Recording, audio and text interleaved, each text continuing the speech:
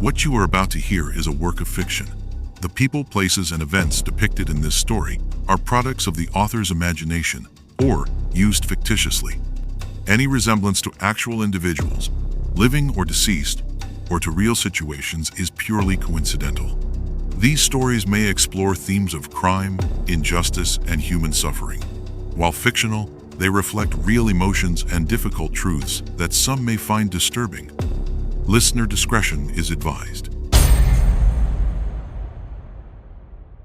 Robert adjusted his tie in the hallway mirror, checking his appearance one final time. The expensive Suita recent purchase that had stretched their budget fit perfectly, projecting exactly the image he wanted for this crucial business trip. "You have everything you need?" Anne asked, appearing in the doorway with his travel coffee mug, the one she'd bought him for his birthday with "World's Best Fiancé" etched on the side. "I think so." He accepted the mug without really looking at her, his mind already on the meetings ahead. "The Chicago deal could change everything for us, Anne. This is the kind of opportunity that only comes once." Anne smiled, straightening his collar with the gentle competence that made her such a good nurse. "I'm proud of you. Call me when you land?" "Of course."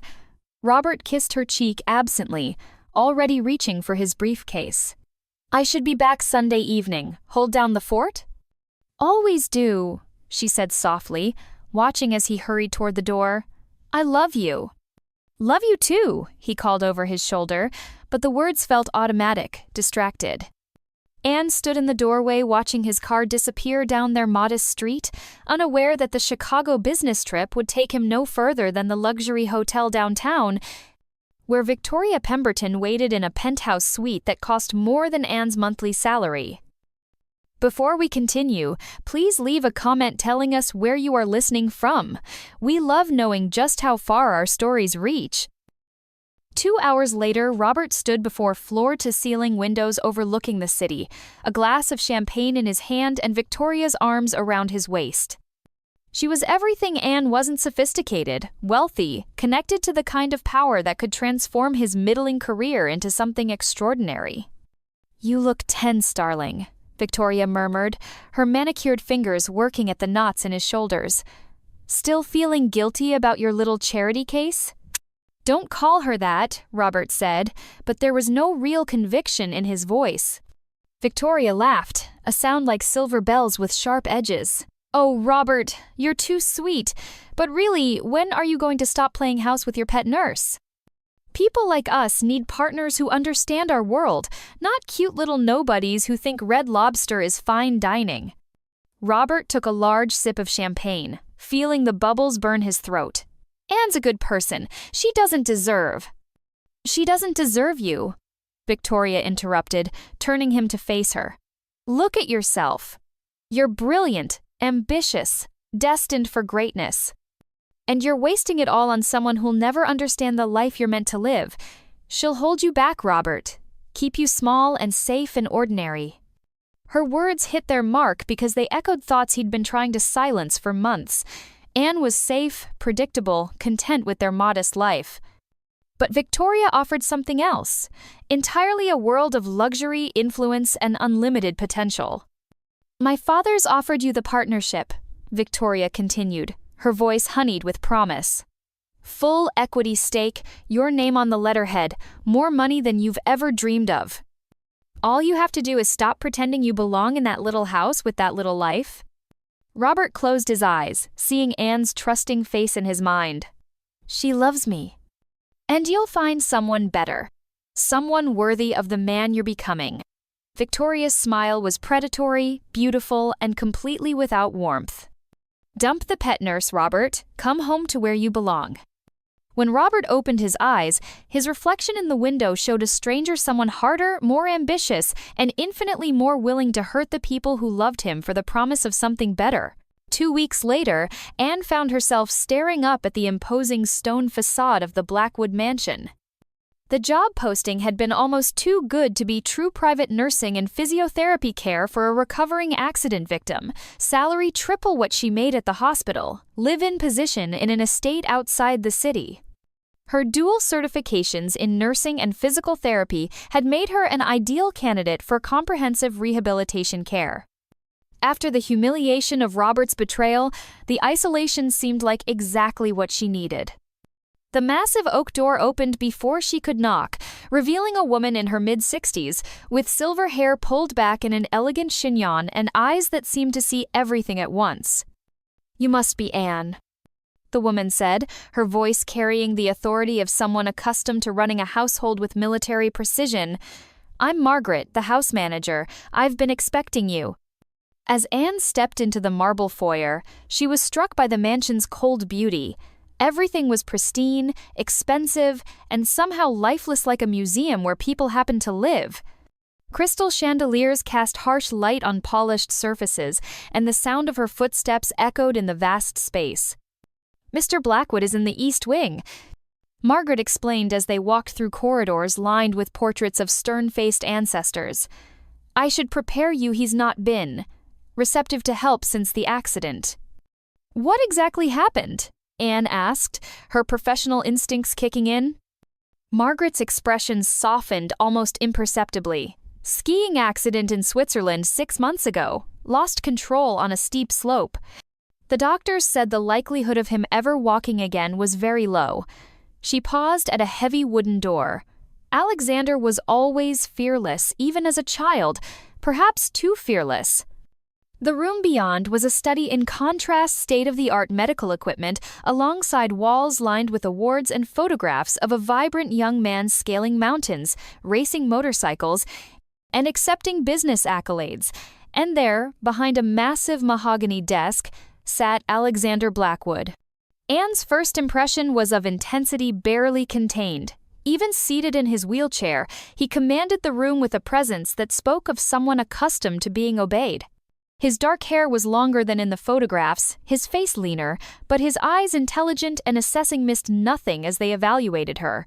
"Another nurse," he said without looking up from his computer screen. "How long before this one decides the pay isn't worth dealing with a difficult patient?" "That depends," Anne replied evenly, "on whether the patient is actually difficult or just scared." Alexander's fingers paused over the keyboard. For the first time, he looked directly at her, and Anne saw something flicker behind the carefully constructed wall of indifference, surprise, perhaps, or the faintest hint of respect. "Scared?" His laugh held no humor. "Miss?" "Rodan. Anne Rodan. But Anne will be fine." She paused. "And yes, scared. Fear makes people build walls. I should know." Margaret cleared her throat softly. "I'll leave you to discuss the arrangements. Anne, your guest room is prepared on the 2nd floor. Dinner is at 7.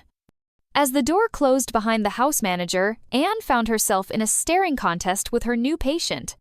Alexander's jaw was set in a line that suggested he was accustomed to winning such battles, but Anne had spent years dealing with patients who used anger to mask pain. "I don't need a babysitter," he said finally.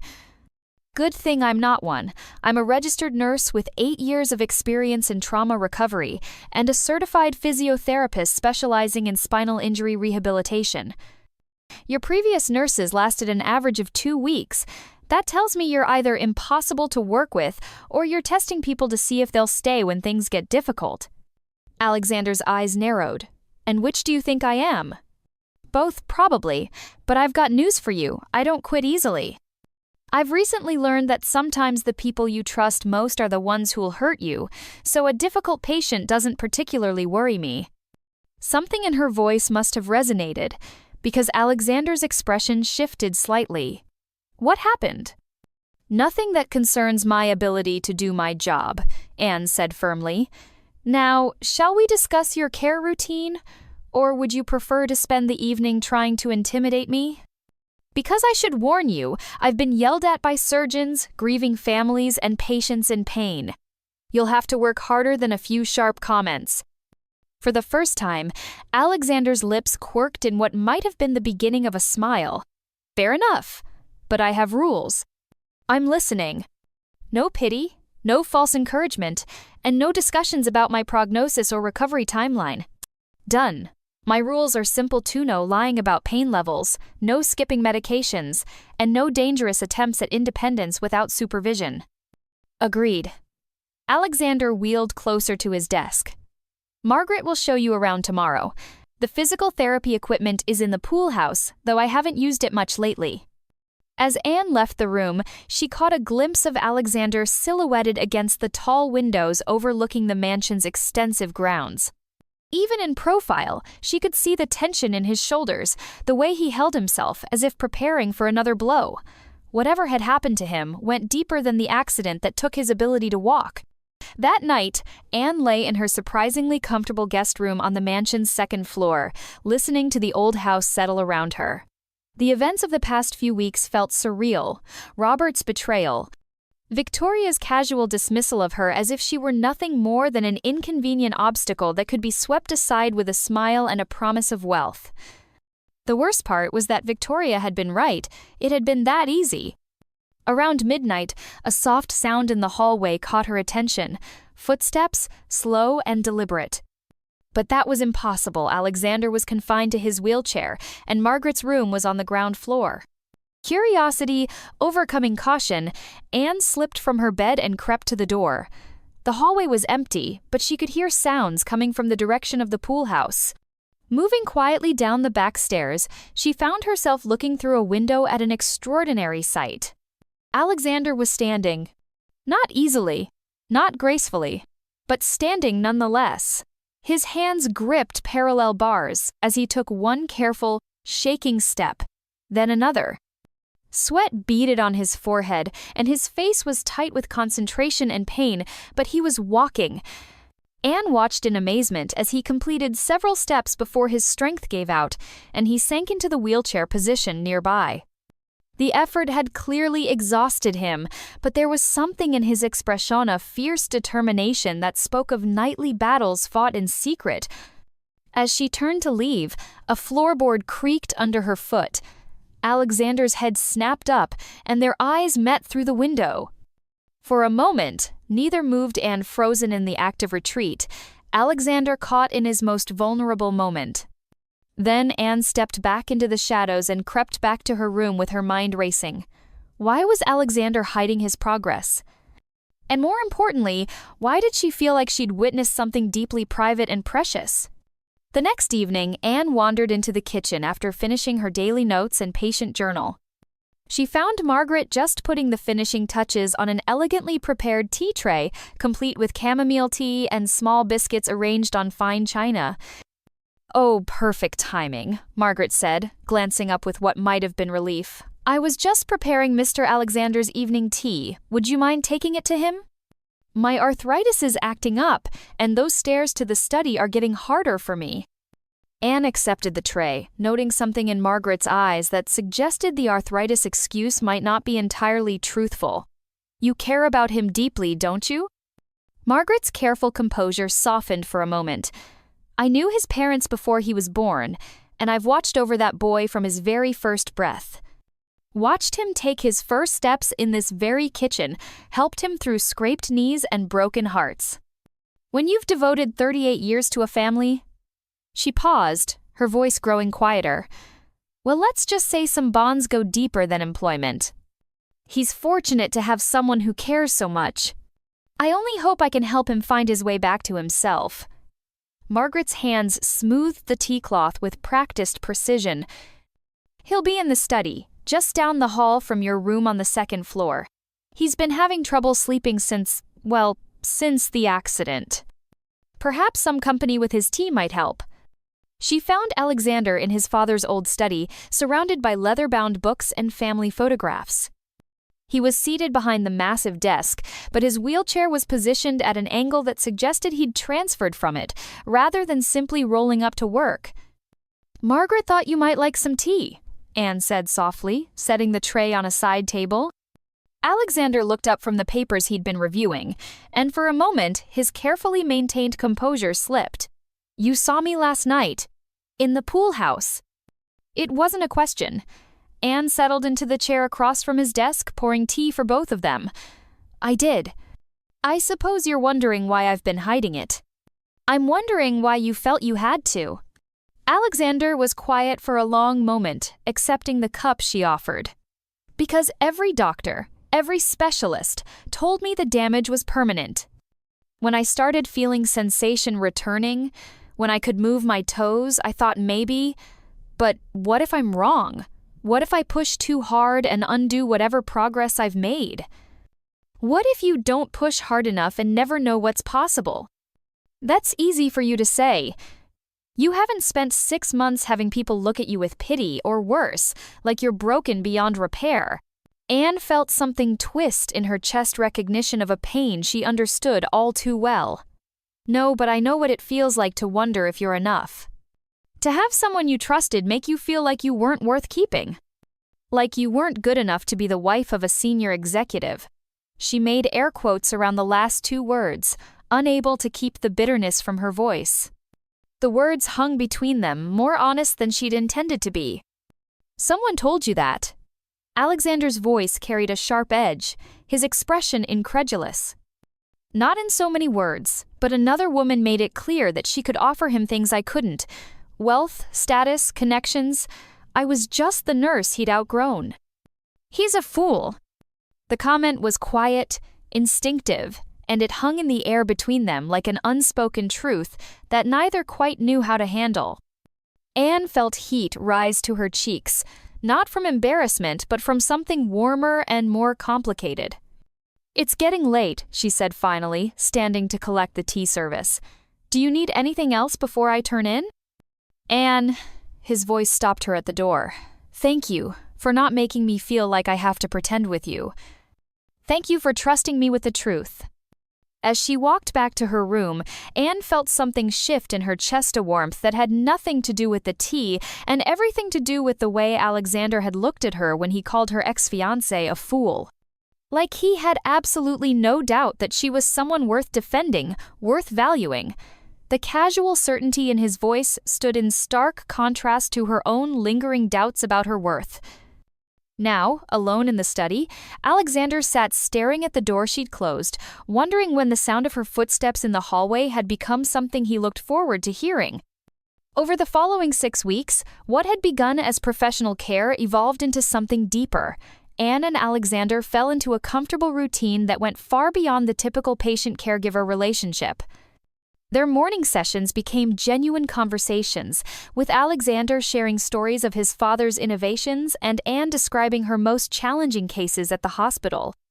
Margaret, with her decades of household management expertise, seemed to find endless reasons for Anne to spend time with Alexander. Afternoon tea deliveries, questions about his dietary preferences, a request to check on his evening comfort. Her subtle orchestrations were so skillful that both Anne and Alexander began to look forward to these coincidental encounters.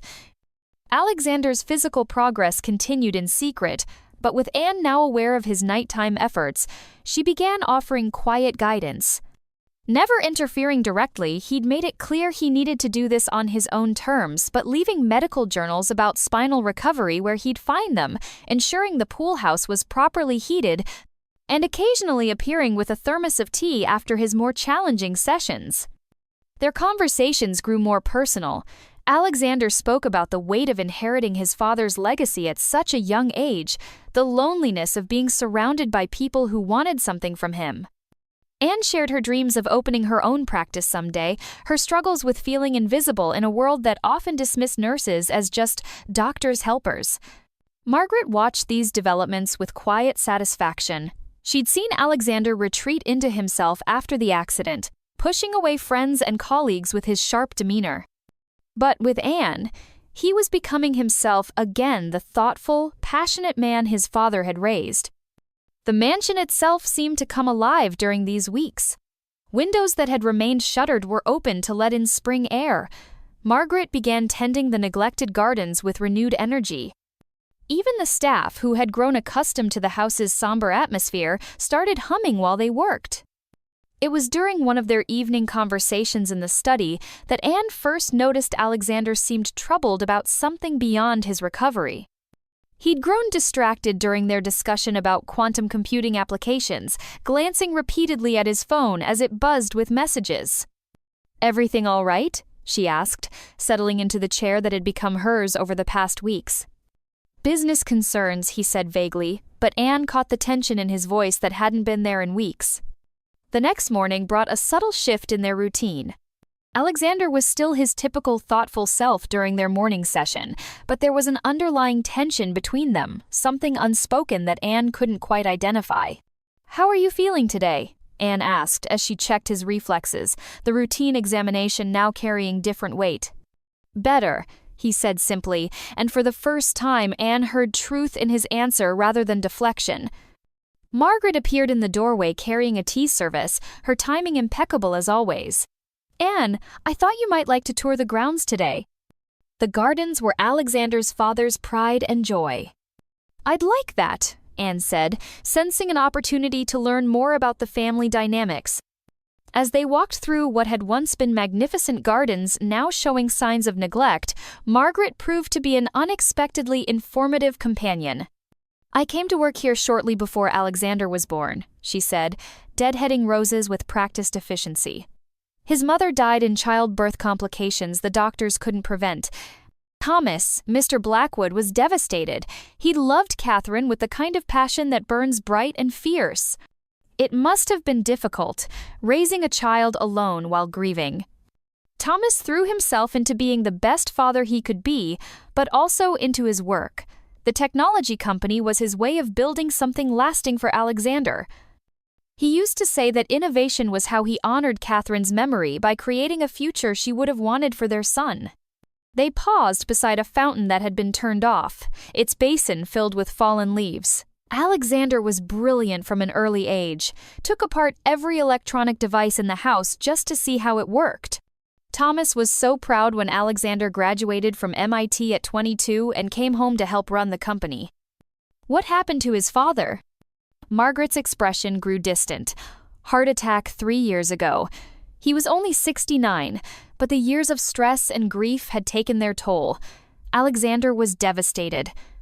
He blamed himself for not forcing his father to slow down, not seeing the signs." A piece of the puzzle clicked into place for Anne. So when Alexander had his accident, he lost more than his mobility. He lost his sense of purpose.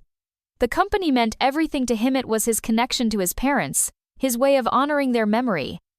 But his business partner has been difficult since the accident. "John, you mean?"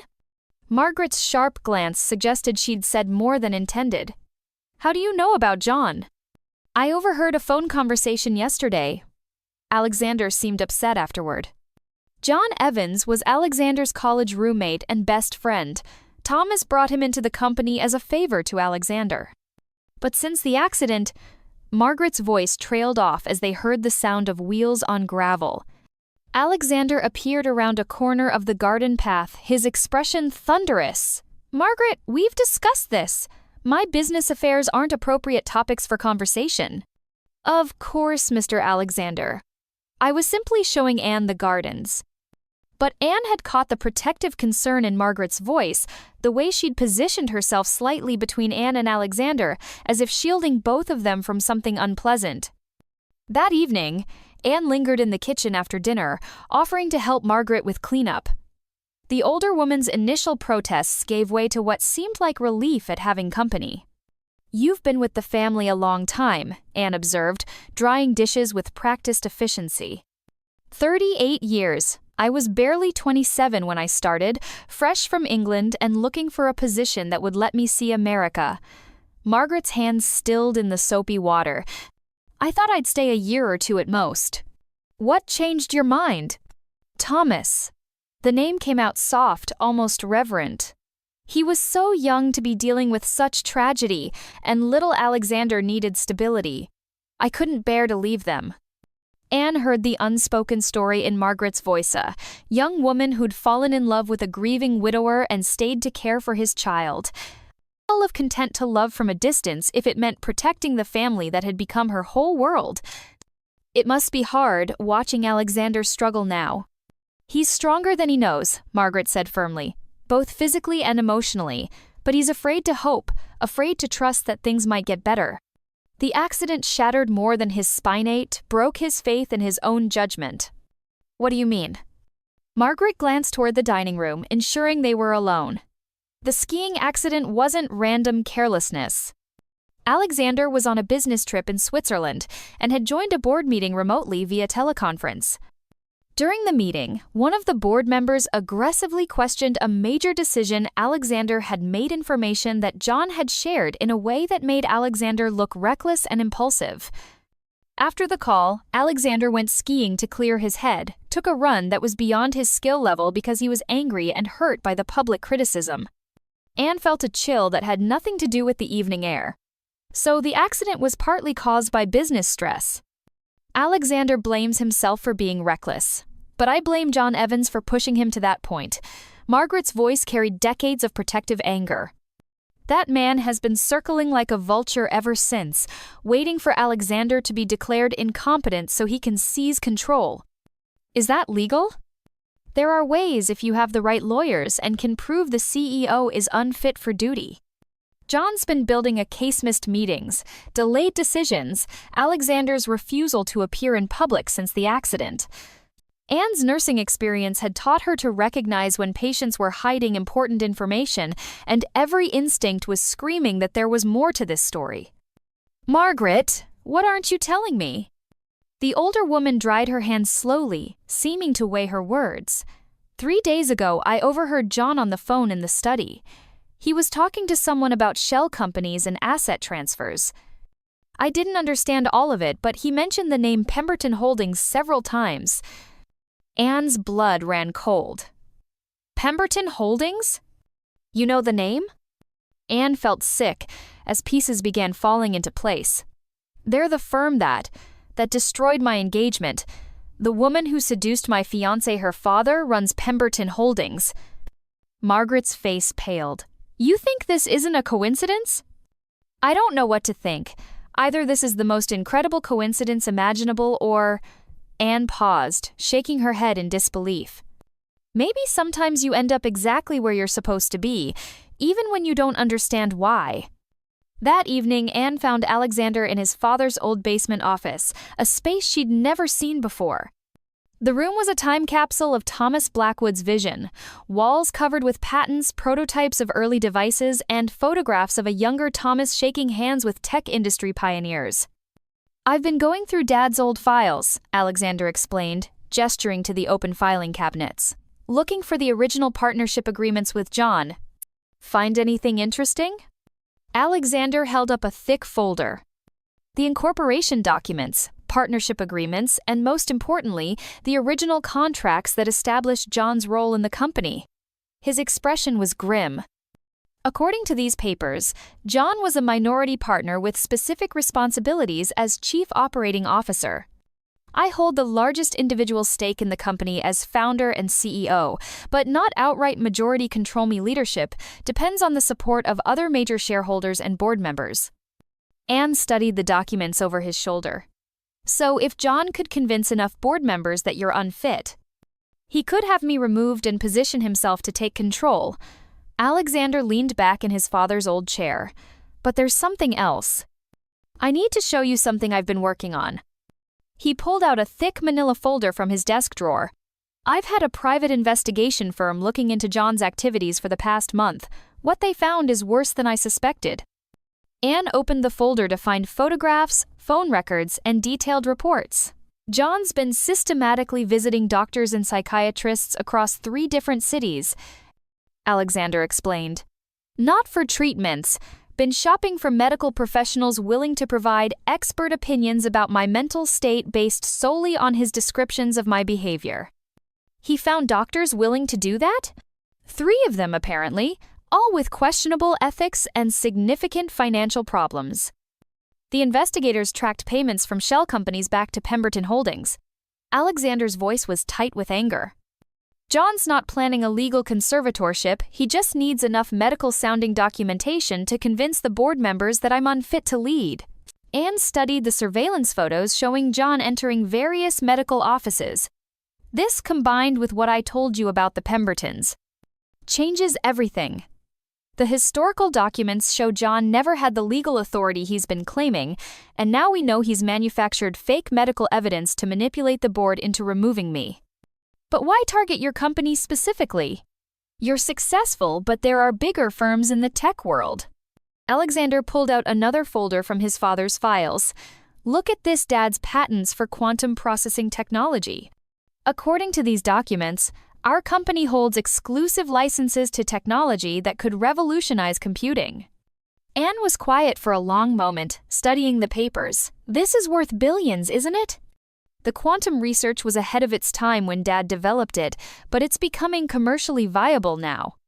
John's been hiding the latest developments from me, but the private investigators uncovered that he's been secretly advancing the research using company resources. So if John gets you removed as CEO, he can convince the other shareholders to accept a hostile takeover bid from Pemberton Holdings. They'd pay a fraction of the technology's true worth, then license it to major tech companies for exponentially more. Alexander's hands clenched into fists. They've been playing a long game.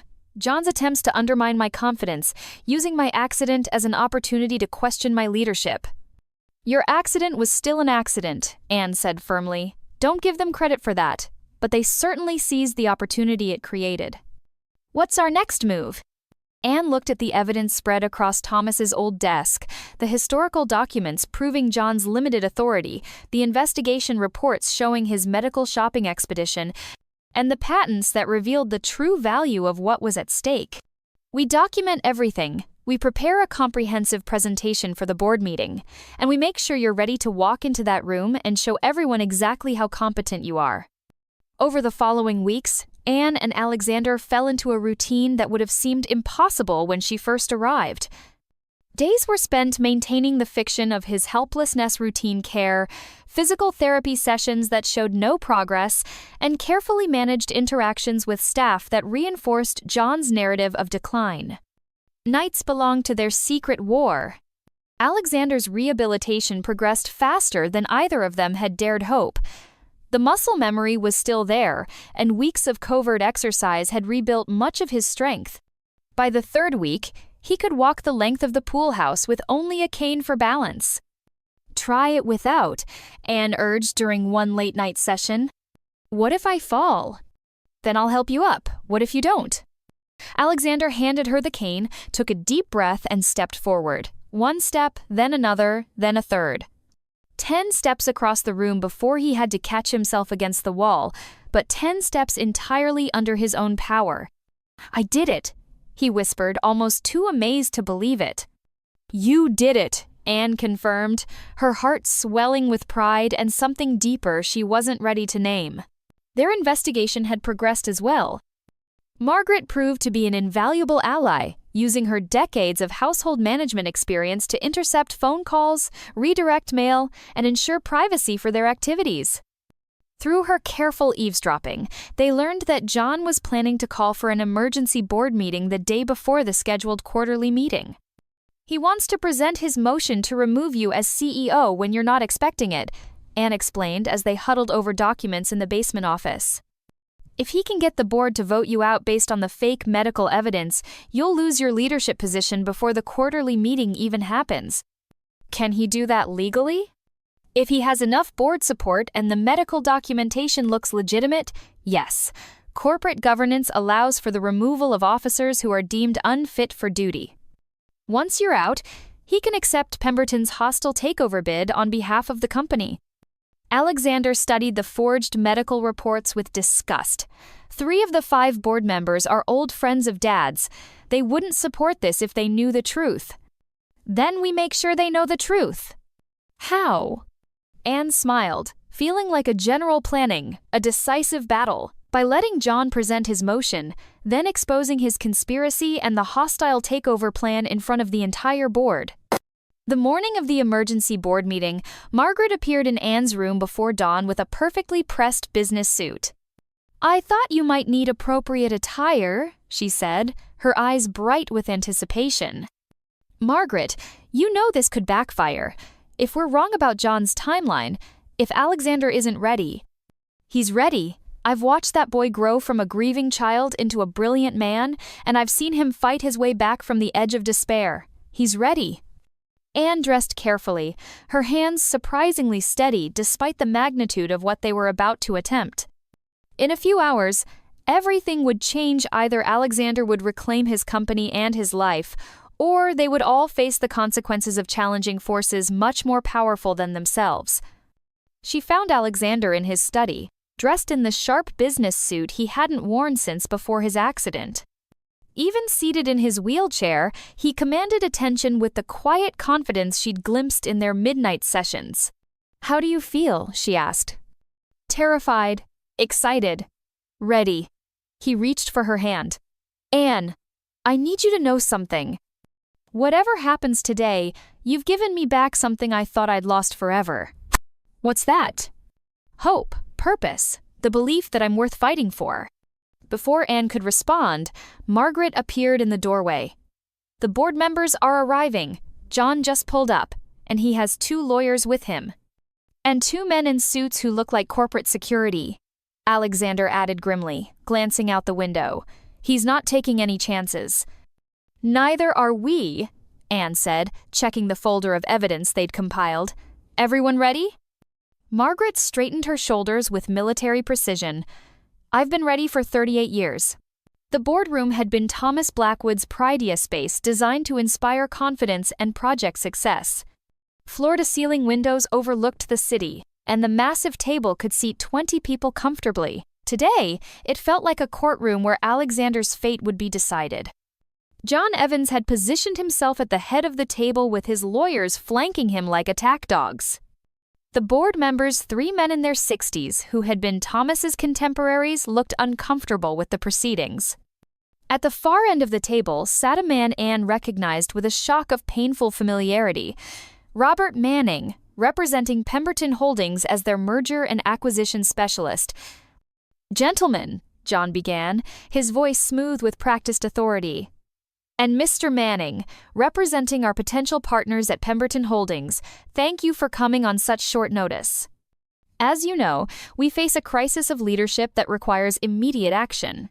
Anne watched from the corner where she'd positioned herself with Margaret, both of them officially present as household staff, but really serving as witnesses to whatever was about to unfold.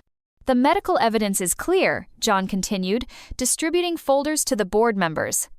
"Alexander Blackwood is suffering from severe depression, delusional thinking, and an inability to make rational business decisions. For the good of the company and its shareholders, I'm requesting an immediate vote to remove him as CEO and chairman of the board." "This seems extreme, John," said Harold Morrison, the eldest board member and Thomas's closest friend. "Alexander's been through a trauma, certainly, but incompetence? The documentation speaks for itself.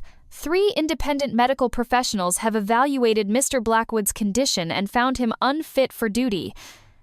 Anne exchanged a look with Margaret. This was the moment they'd prepared for. "That's interesting," came a voice from the doorway. "Because I wasn't aware I'd been evaluated by any medical professionals. And since when does using a wheelchair disqualify someone from running a business? Though, as you can see, that's no longer relevant anyway." Every head in the room turned as Alexander appeared in the entrance, standing upright with only a simple cane for support. The shock on John's face was worth every night of secret training, every moment of fear and doubt. But it was Robert's expression that caught Anne's attention, his mouth falling open as he recognized her, clearly stunned to see his pet nurse in this boardroom, no longer the charity case he'd abandoned. Alexander, Harold Morrison, rose from his chair, his voice filled with amazement. "You're walking." "I'm walking," Alexander confirmed, moving steadily across the room with Anne close behind him, and thinking quite clearly, despite what Mr. Evans would have you believe. Robert's eyes followed Anne's movement, his face pale as he processed her presence here, her obvious partnership with Alexander, the quiet confidence she projected in this room of powerful men. This was not the woman he'd left behind. John's lawyers whispered urgently in his ear, but John's composure had cracked beyond repair. "This doesn't change anything. The medical evaluations were conducted without my knowledge or consent by doctors being paid by Pemberton Holdings," Alexander said, accepting the chair Anne pulled out for him, "a firm that specializes in hostile corporate takeovers." "That's ridiculous. I would never—" You would and you did, Anne placed the folder of evidence on the table. Surveillance photos, bank records, phone transcripts, emails between you and representatives of Pemberton Holdings planning this entire scheme. Harold Morrison leaned forward, his weathered face stern. John, is this true? Pemberton Holdings specializes in hostile acquisitions disguised as legitimate business transitions, Alexander explained, his voice growing stronger with each word. They needed someone inside the company to remove me from leadership. In exchange for delivering control of our quantum processing patents through a hostile takeover, John was promised a substantial payout and a position in their organization. John's face had gone pale, but he tried one last desperate play. You can't prove any of this. Even if there were preliminary discussions about a potential acquisition, that's perfectly legal corporate business. Medical fraud isn't, Anne interjected, opening the evidence folder. These surveillance photos show John visiting multiple doctors and psychiatrists across 3 different cities, not for treatment, but shopping for medical professionals willing to provide false expert opinions about Alexander's mental state based solely on John's descriptions. Harold Morrison was examining the documents with the sharp eyes of someone who'd spent 40 years in business. My God, John, you were planning to sell us out. Thomas trusted you. We all trusted you. The quantum technology patents alone are worth over $2 billion at current market rates, Alexander continued. Once the technology becomes public knowledge and commercially viable, they could be worth over $20 billion. This research came from my father's vision. He always said it was ahead of its time, that it would be valuable someday. I've continued to invest in it all these years because I believed in his dream. The Pembertons knew this. They've been planning this acquisition for over a year, intending to buy the company for a fraction of its true worth. But how does Anne fit into all this? Asked another board member, clearly confused by her presence. Alexander reached for Anne's hand, drawing strength from her steady presence. Anne came to work here by pure coincidence. But when we uncovered John's conspiracy, she chose to help me fight back rather than walk away from something that wasn't her battle. Robert shifted uncomfortably in his chair, the irony not lost on him that the woman he'd dismissed as beneath his ambitions was now the one exposing the very firm that had promised him everything. John's lawyers were whispering frantically, clearly advising retreat, but John's desperation drove him to one final attack. Even if what you're saying is true, Alexander, you're still recovering from a serious accident. You haven't attended a board meeting in 6 months. How can I what? Run a company? Alexander stood up from his chair, his movement fluid and confident. I'm not the same man I was before the accident. I'm stronger. I've learned the difference between people who support you and people who use you. The room fell silent as Alexander walked to the window, his step steady and sure. John, you're fired. Security will escort you from the building. Harold, I'll need your help restructuring the board to prevent this kind of betrayal from happening again. Of course, son, your father would be proud. As security led John and his lawyers from the room, Anne felt a surge of triumph mixed with disbelief. They'd actually done it to expose the conspiracy, saved Alexander's company, and turned the tables on the people who'd tried to destroy them both. Robert remained seated, his face a study in confusion and regret as he watched the woman he'd abandoned command respect in a room where he'd thought himself important. When the meeting officially ended, he approached Anne with hesitant steps. Anne, I had no idea you were involved with Blackwood Industries. I need to explain. There's nothing to explain, Robert, Anne said calmly, her voice carrying a confidence he'd never heard before. You made your choice. Victoria made hers, and I made mine. But if I'd known about the conspiracy, about what the Pembertons were really doing, you would have done exactly what you did, chosen the side you thought would benefit you most. Anne glanced at Alexander, who was deep in conversation with the board members. The difference is, I chose to stand with someone who values loyalty over profit. Robert's face crumpled as the full weight of his choices hit him. I've lost everything, haven't I? Victoria dumped me the moment the investigation started. Said I was a liability. I'm sorry you're hurting, Anne said and meant it. But I can't fix what you broke, Robert. You have to do that yourself." As Robert left the boardroom with slumped shoulders, Anne felt a complex mix of emotions: pity for his pain, anger at his choices, but mostly relief that she'd escaped a life that would have made her miserable. That evening, Alexander found Anne sitting in the garden Margaret had been slowly restoring to its former glory. The late afternoon sun painted everything golden, and for the first time since she'd arrived, the mansion felt like a home rather than a museum. "So," Alexander said, settling beside her on the garden bench, "what happens now?"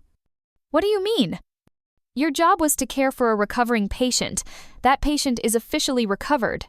His tone was light, but Anne heard the uncertainty underneath. "I suppose that means I'm unemployed again." "Unless," Alexander turned to face her fully, "unless you'd be interested in a different kind of position." "Such as?"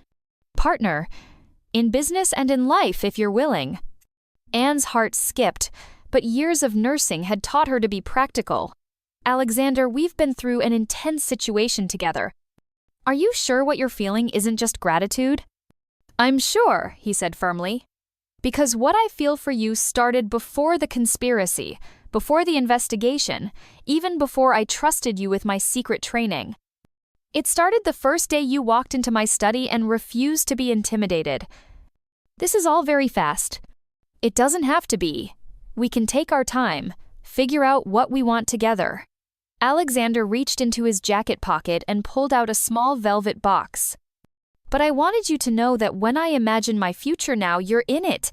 Inside the box was a simple sapphire ring, elegant and understated, nothing like the ostentatious diamond Robert had chosen with Victoria's guidance.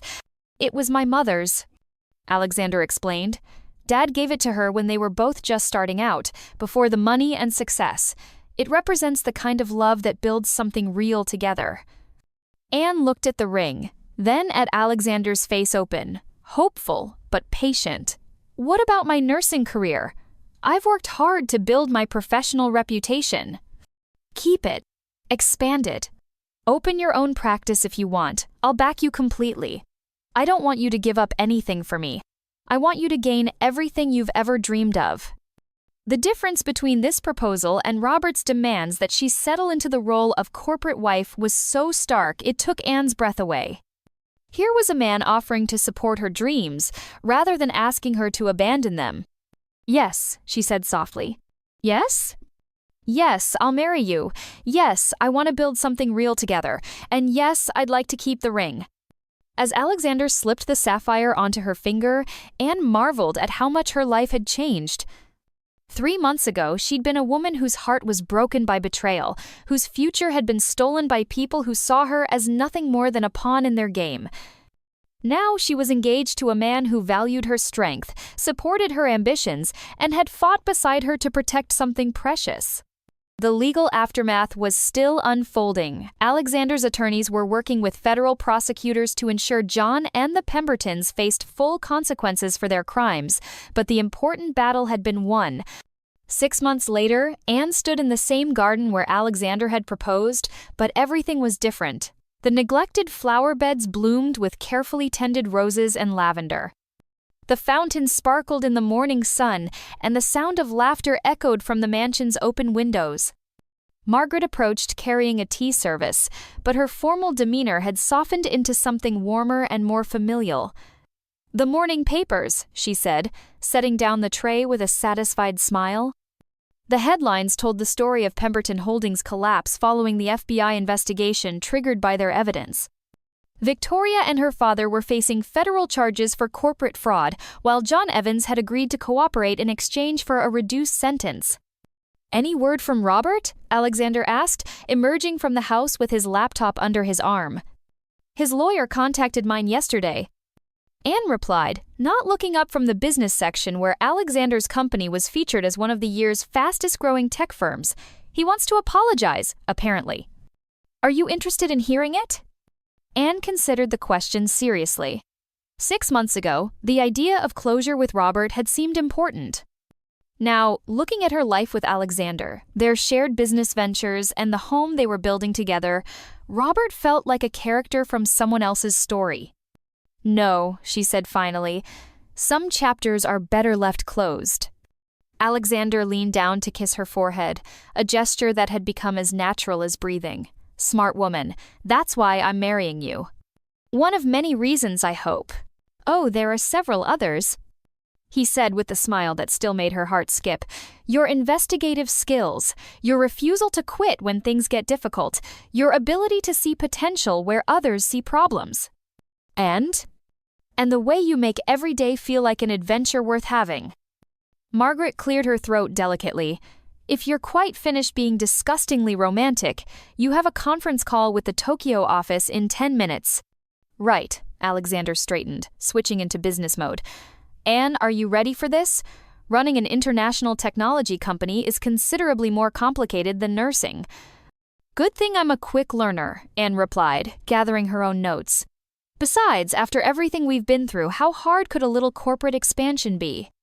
As they walked toward the house together, Alexander's steps sure and confident, Anne's hand tucked securely in his. Margaret watched with the satisfaction of someone who'd spent 38 years protecting a family and had finally seen them find their happiness.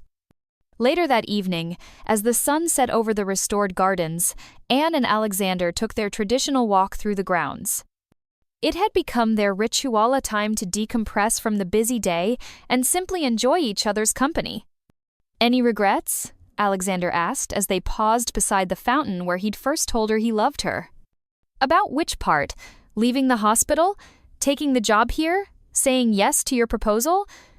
Any of it. All of it.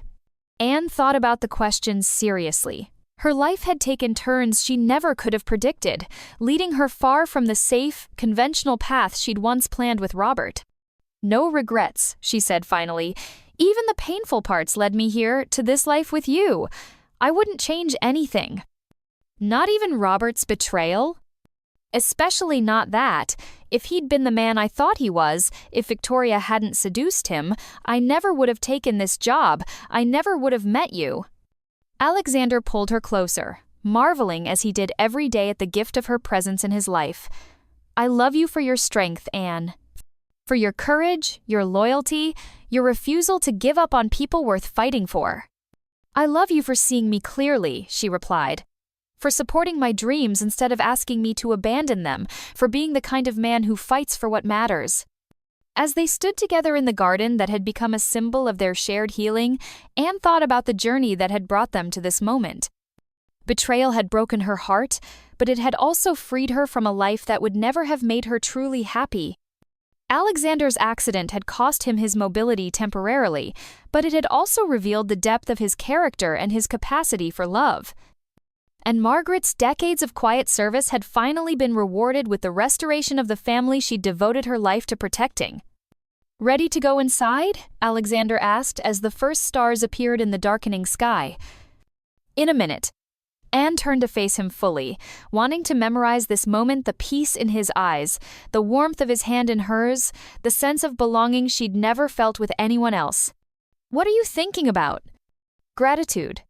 For second chances, for finding you, for learning that sometimes the worst thing that happens to you can lead to the best thing that ever happens to you. Alexander kissed her softly, a promise of all the tomorrows they would share. Here's to second chances, he murmured against her lips. And to the courage to take them, Anne replied. Hand in hand, they walked back toward the mansion that had become their sanctuary, their partnership forged in adversity and strengthened by love. Behind them, the garden bloomed in the starlight, a testament to the power of patience, care, and the belief that broken things could be made beautiful again. Margaret watched from the kitchen window as they approached, her heart full of the quiet satisfaction that comes from a life well lived and a duty faithfully discharged. Tomorrow would bring new challenges, new adventures for the family she'd helped to heal. But tonight, all was well in the house that love had reclaimed. Thank you for listening until the end. If you enjoyed the story, please consider leaving us a like. This helps us reach more people.